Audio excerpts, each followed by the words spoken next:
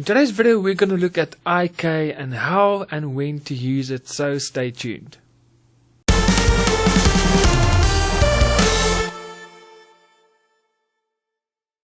Hey guys, my name is Eon and welcome to my Start Animating YouTube channel. The channel that is specifically aimed at everyone that is new to animation, and if that is you, welcome, you are at the right place. So make sure you hit that subscribe button and also click on that little notification bell so that you can get notified every week when I upload a brand new video.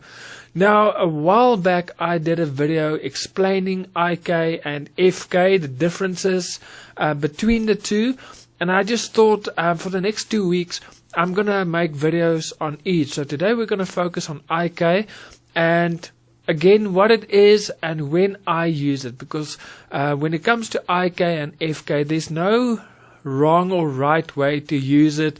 There's no rules when to use it. I think it is really dependent on your workflow, what you prefer, what works best for you, and then also probably the software that you use as well. It may play a role in how and when you use it. So in this 2 videos, next week I'm going to focus on FK. Today I'm going to focus on IK.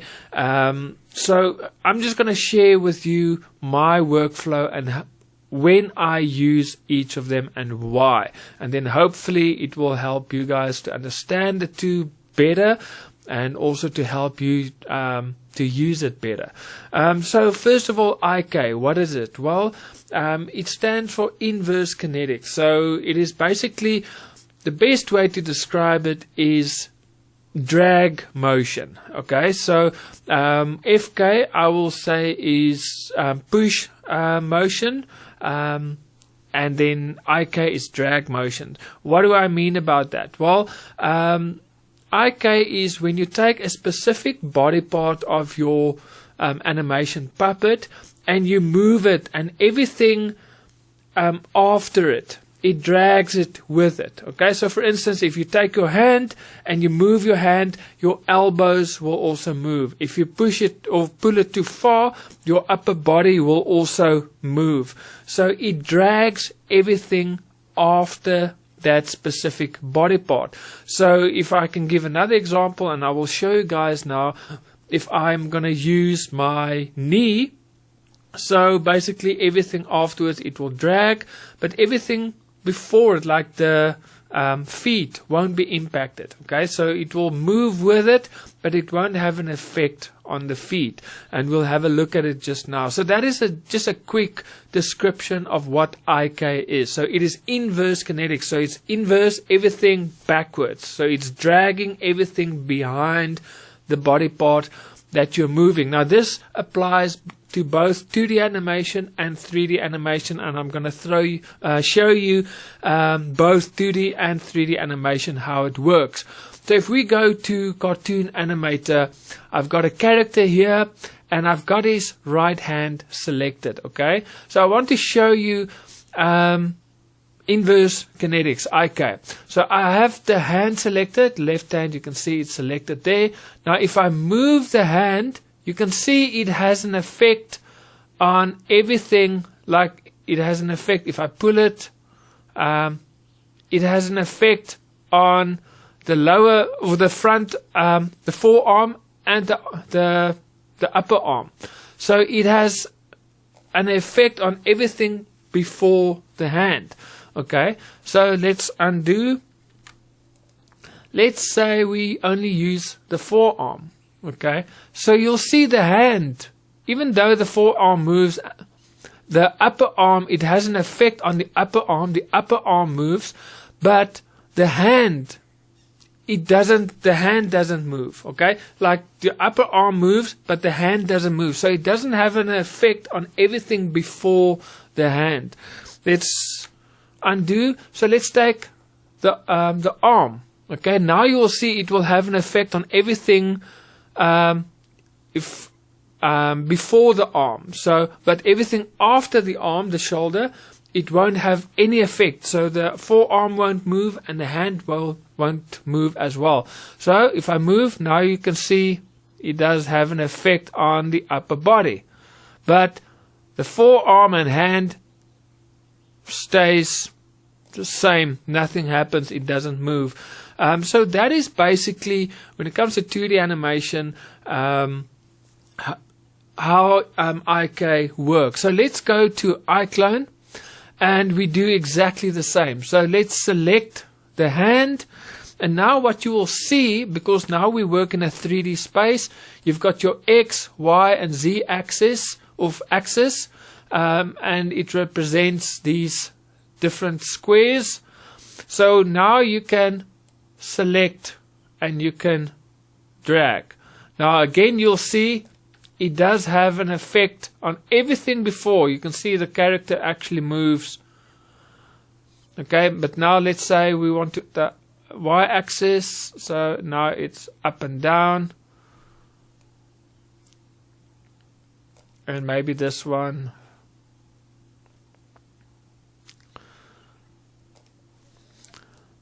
And let's undo again quickly, and let's use another example of the knee. So again, the everything from the knee upwards will be affected, but everything below the knee, like the feet, won't be affected. So if I select that one and I move it up, you'll see the whole body is affected, but the feet stays the same. Okay, so let's just do that. There you can see.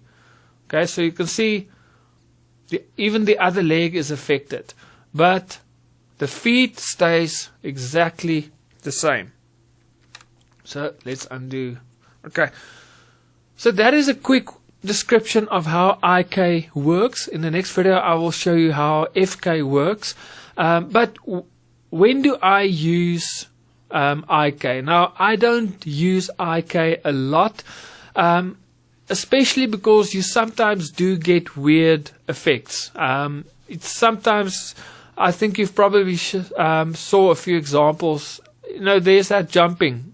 So sometimes it is not always easy to get the body position where you want it. There is like, it does come with some issues, but when I use it is when I have my feet locked and I want my character to sit down or squat down.